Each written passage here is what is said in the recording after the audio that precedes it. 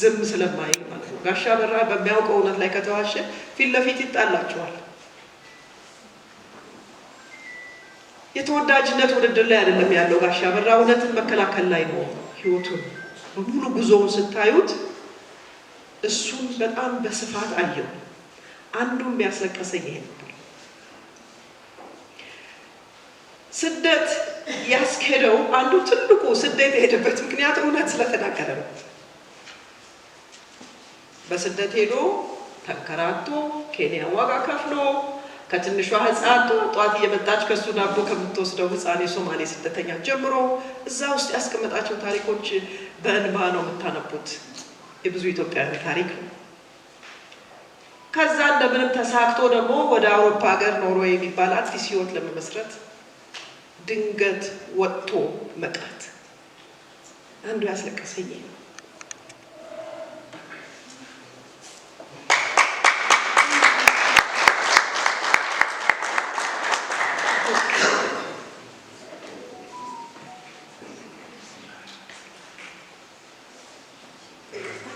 ይቅርታ በጣም የብዙ ኢትዮጵያውያን ታሪክ ነው። ብዙ ኢትዮጵያውያን ድንገት ወጥተው ነው ከሀገራቸው የቀሩት።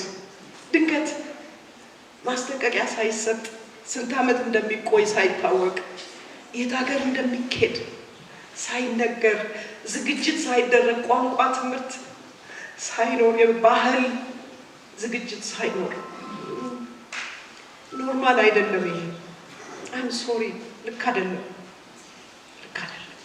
ብዙ ሰው ድንገት ወጥቶ ነው የቀረ።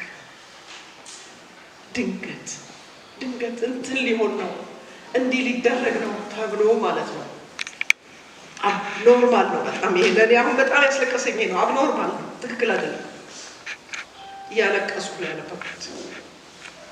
እሱ ምናልባት እየሳቀ ነው የጻፈው። አድቬንቸር እሱ እውነትን ነው ዲፔንድ የሚያደርገው። ይቅርታ በጣም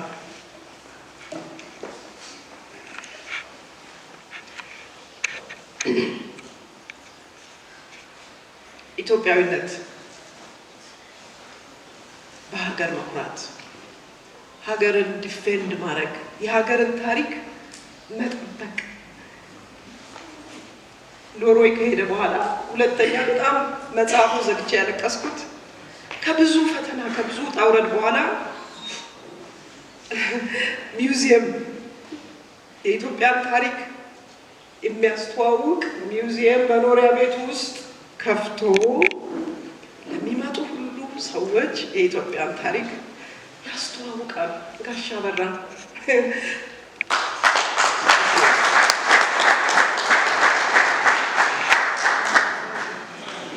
ይሄ በጣም ስሜት ያደረገኝ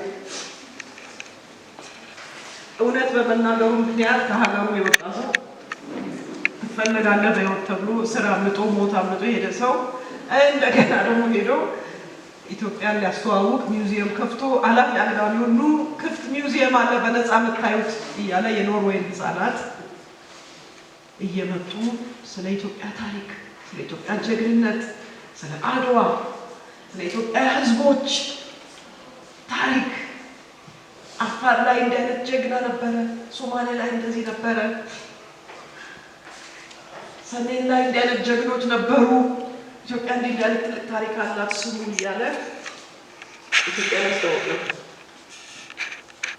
ይሄ ሁለተኛ በጣም ያስለቀሰኝ ነገር ይሄ። ጥያቄዎች፣ ብዙ ጥያቄዎች በውስጤ የተመላለሱ ነው መጽሐፉን ማለት ነው። የጋሻ በራ ኢትዮጵያ የት ነው ያለችው የሚልበት እንደዚህ ጠይቃችሁ አታውቁም? የት ነው ያለችው? ተሸክሟት ነው እንደሚዞረው እሱ ውስጥ ነው እንዴ ያለችው ኢትዮጵያ? ለዚህ ነው በጣም ስሜታዊ ያደረገ። አንኮንዲሽናል ፍቅር ለሀገሩ በሁኔታና በጥቅም ላይ ያልተመሰረተ።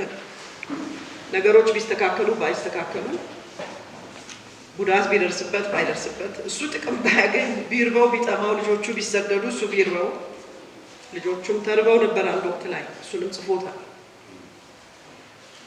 ልጆች ተርበዋል የሚል ደብዳቤ ደርሶኝ ይላል። ገንዘብ ልመና ወጣው ይላል ጋሻ በራ። እውነትን በደንብ አድርጎ ነው የሚያስቀምጠው።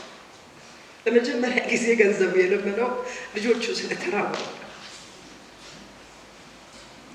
ቤተሰብ ሲበተን የቆምንበት መሬት ሲናጋ እኛው ራሳችን ችግር ሆነን ስንገኝ መፍትሄ ልንሰጥ ወጥተን እኛ ችግር ሆነን እኛው ራሳችን ስደተኛ ስንሆን አገር የት ላይ ነው የምትሆነው?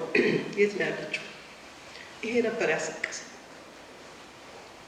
ምን ገብቶሽ ነው ያለቀስሽው ብትሉ ኢትዮጵያ ልባችን ውስጥ ነው ያለችው በብዛት እኛ ውስጥ ናት። የማትጠፋውም ለዛ ነው። በጣም ያስለቀሰኝ እውነት ይሄ ነበር። ለሞተ ሰው ሲከራከር ከተመለሰ በኋላ ጋሻ በራ እንደገና መጥቶ ሚዲያ ላይ የወጣ በዓሉ ግርማን እንደዚህ አድርጋችሁ ነው የገደላችሁት፣ እሱ እንደዚህ አይነት ሰው አይደለም፣ ስብዕናውን አጠልሽታችኋል። ኢትዮጵያን የሚወድ በጣም ጀግና ጸሐፊ፣ እውነተኛ ጋዜጠኛ ነበረ። ኦሮማይን የጻፈው ኢትዮጵያ ውስጥ የነበረውን ችግር ለመጥቀስ ነው እንጂ ሌላ ነገር አይደለም። እየወጣ እንደገና እነዚህ የሞት ልጆች የበዓሉ ግርማ ልጆች እንዴት አንገታቸው ቀና እንደሚያደርጉ ሳስብ ዲፌንድ የሚያደርግላቸው ሰው ስላገኙ ማለት ነው አባታቸው። ምክንያቱም አባታቸው በህይወት የለም፣ መከራከር አይችልም። ጋሻ በራ ነበር የሚከራከሩ በተደጋጋሚ። በግልም ጠይቄዋለሁ። ከልቡ ይጸጸታል። በበዓሉ ግርማ ላይ በተሰጠው መጥፎ ነገሮች በጣም በጣም ይከነክናል ከልቡ ካንጀቱ። ነገኛ አንድ ነገር ብንሆን ጋሻ በራ እኛን ቀድመነው ከሞትን በህይወት ካለ ዲፌንድ ያደርገናል። ጋሻ በራ አሳልፎ አይሰጥም።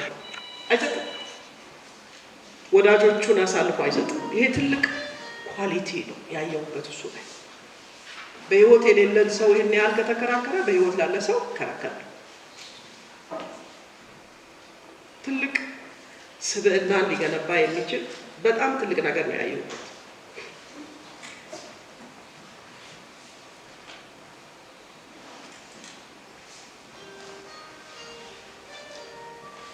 በመጨረሻም ከሀገር የምንወጣው ምን ፍለጋ ነው ብዬ ነው ንግግር የምደመደመው። ሀገር የምንሄደው ምን ሆነ ነው? ምቾት ፍለጋ፣ የተሻለ ከተማ ፍለጋ፣ የተሻለ ነገር ፍለጋ አልመሰለኝም። በሁኔታው ሰው ፍለጋ ነው የምንወጣው። የሚሰማን የሚያዳምጠን ከጎናችን የሚሆን በተቸገርን ጊዜ ሰሚ ባጣን ጊዜ ወይም ዳውት በተደረገ ጊዜ አይ ኖ አንተ ያስከው አቋም ትክክል ነው አለን አይዞህ የሚል ሰው ፍለጋ ነው። ሀገር ስንወጣም ሰው ፍለጋ ነው፣ ስንመለስም ሰው ፍለጋ ነው። ይሄ መጽሐፍ አንብቤ ስጨርስ በእኔ ላይ ያደረሰው ኢምፓክት በጣም ትልቅ ነው። ለምን እንደሆነ አላውቅም። እንደገና ወደ ኋላ ሄደን ብዙ ነገር እንድናስብ የሚያስገድድ መጽሐፍ ነው ታሪኩ። ሰዎች ይመጣሉ ይሄዳሉ። ቅድም ሊቀ መኳስ በሙዚቃው በጣም ታንኪዩ በጣም ቆንጆ ነበር። ባይሰው ሙዚቃ ዘለሰኝ ነው። ሄደን ደግሞ እንደገና እንገናኛለን ምትል አንድ ስለ ሰምቻለሁ። የሰው ልጅ በህይወት እስካለ ድረስ እንደገና ይገናኛል።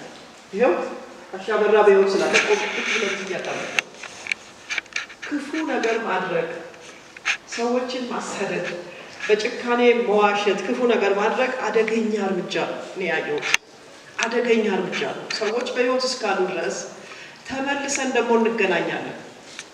ተመልሰን ስንገናኝ በጣም ከባድ ነው። እንደ ጋሻ በራ አይነት ጸሐፊዎች ደግሞ አለ እውነቱን የሚያስቀምጡ። የብዙ ሰዎች ስሞች ተጠቅሰዋል መጽሐፉ ላይ። ለእነሱም አዘንኩኝ። ባይጠቀስ ይሻል ነበር፣ እንደዛ ባይሆን አልኩኝ። ግን እሱ እውነት ስለሆነ የሚዘግበው እነከሌ እንደዚህ አድርገው እነከሌ እንደዚህ ሆኖ ይጽፋሉ። ሰዎች ይጽፉብናል፣ ይጻፋል። ክፉ ጭካኔ ካደረገ ይጻፋል። አንዱ ትምህርት ይሄ ነው። ኢትዮጵያውያን ከዚህ በኋላ ትንሽ መጠንቀቅ አለብን ብዬ አስባለሁ። አንዳንድ ወቅታዊ ነገሮች ሲመጡ በጭካኔ የሚወሰኑ ውሳኔዎች በእርግጥ እንዳለመታደል ሆኖ ብዙ ለውጦች ውስጥ አልፋለች ይቺ ሀገር። እዛ ለውጦች ውስጥ ብዙ ጉዳት ደርሷል። ብዙ ህልሞች ጨልመዋል። ብዙ ጉዳት አስተናግደናል።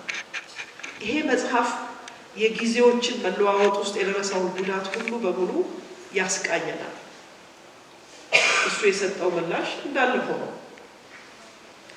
መጨረሻም ምናልባት ማያ አንጀሎ የምታውቋት ከሆነ ገጣሚዋ ማያ አንጀሎ when I think about myself የሚል በጣም ፌመስ ግጥም አላት። ስለ አንዲት ሴት የገጠመችው አውቶቡስ ውስጥ ቁጭ ብላ እየሳቀች ዘመኗን በሙሉ ያሳለፈች በጭቆና ውስጥ የነበረች ሴት ታሪክ ግጥም ነው። በጣም ፌመስ ነው when I think about myself። እሱን ግጥም ነው ይሄ መጽሐፍ ያስታወሰኝ። ከመጽሐፉ ስታዩት ጋሻ በራ እየሳቀ እንደጻፈው ያስታውቃል። ምክንያቱም አንዳንድ ነገር ህይወት ለካ እንደዚህ ዝም ብሎ ቀልድ ነው። ህይወት እንደዚህ ከአንዱ ችግር ወደ ሌላ ችግር፣ ከአንዱ ችግር ወደ ሌላ ችግር ተመልሶ ደግሞ ከኖርዌይ ሲመጣ የገጠመውን ችግር ጽፎት አይዘል። so when I think about myself የሚለው ግጥም በትክክል የሚመሳሰል ነገር አለው የማያ አንጀሎ ግጥም ብትሰሙት።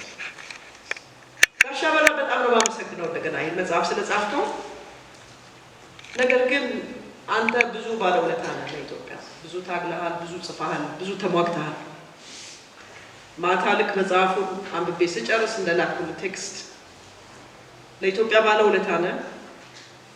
ግን ኢትዮጵያ እንደ እናትህ እንደ እመት ማጫሽ ወርቅ የስድስተኛ ክፍል መምህር ሊደበድብህ ሲመጣ እንዳስጣለችህ እንደ እናትህ ስላልሆነችልህ አይም ሶሪ፣ በጣም ነው የማዝነው። ዲፌንድ መደረግ ነበረብን። ይሄን ምለው ብዙ ወጣቶች ስለሚሰሙ ሜቢ your mom እናትህ ለኢትዮጵያ ፍቅር ሼፕ አድርጋ ሊሆን ይችላል። ብዙ ጊዜ ዲፌንድ ስላደረገች ማለት ነው። ብዙ ጊዜ አንስታታል። I see your mom being a powerful influence ለሀገር ፍቅር። I think ያስለቀሰኝ አገራችን ዲፌንድ አላረገችም። ለስደት በድንገት ወጣ ስትቀር ማንም ና አላለም። አስተምረን ጋዜጠኝነትን ካንተ እንማር ማንም አላለም።